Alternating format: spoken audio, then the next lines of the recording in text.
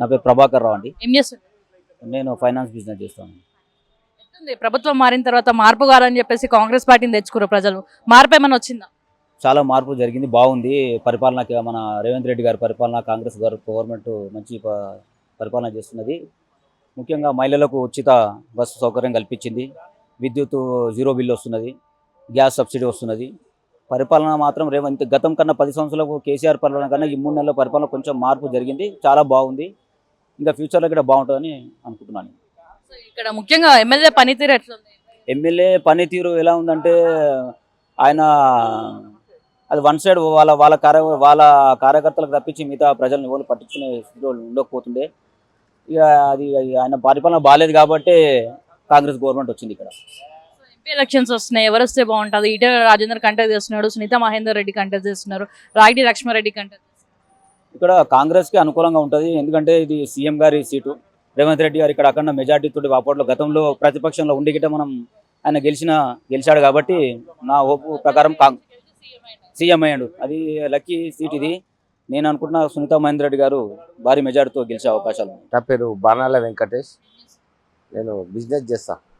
గత ప్రభుత్వం ఎట్లుంది? ఈ ప్రభుత్వం గత ప్రభుత్వంది ఏం చెప్తామో, గత ప్రభుత్వం వాళ్ళ రూట్ వేరు, మన రేవంత్ రెడ్డి గారి రూట్ వేరు.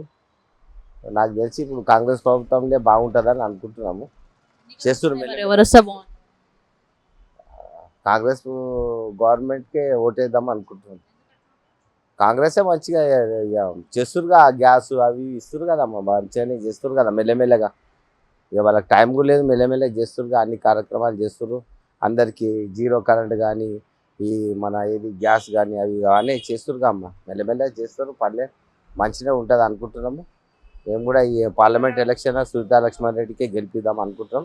గెలుస్తుంది కూడా ఆమె కంపల్సరీ. నేను మామూలుగా రియల్ ఎస్టేట్ చేస్తుంటా మేడం. మీ పేరు? నయీం మేడం. నేను రియల్ ఎస్టేట్ చేస్తుంటా. సో ఎట్లుంది? కేసీఆర్ ప్రభుత్వం గతంలో ఎట్లుండే, ఇప్పుడు పార్టీ మారిన తర్వాత ఎట్లుంది? మేడం, కేసీఆర్ ప్రభుత్వం అయితే 10 సంవత్సరాలు అయింది. ఇప్పుడు మా పార్టీ గెలిచి 3 నెలలు అవుతుంది. ఇప్పుడు ఎట్లా ఏం చేసినా ఏం అర్థం కాదు పబ్లిక్కి.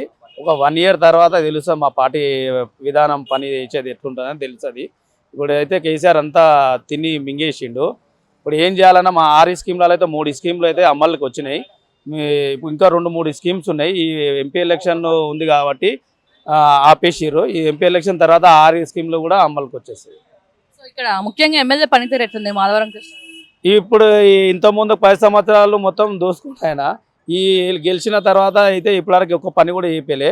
ఇప్పుడు మా బండి రమేష్ అన్న ఓడిపోయినా కూడా పనులు చేపిస్తుంది మేడం. మొన్ననే ₹1 కోటి రిలీజ్ అయింది.